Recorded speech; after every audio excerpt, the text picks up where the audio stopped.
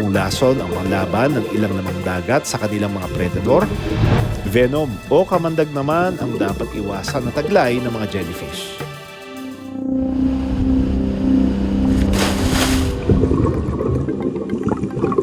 Sa bawat pagsisip, hindi laging nakabibighani ang makikita sa ilalim ng dagat. Pwede rin kasing makilangoy sa'yo ang box jellyfish.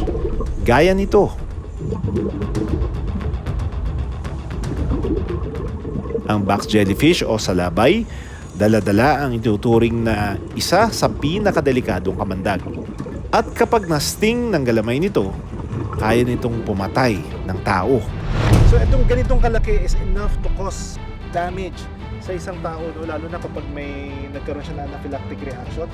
From here, sa pagkakahawak ko, if you notice, pwede siyang hawakan dito lang sa ibabaw, pero wag na wag hawakan doon sa kanyang tentacles kasi nandun sa tentacles yung kanyang venom.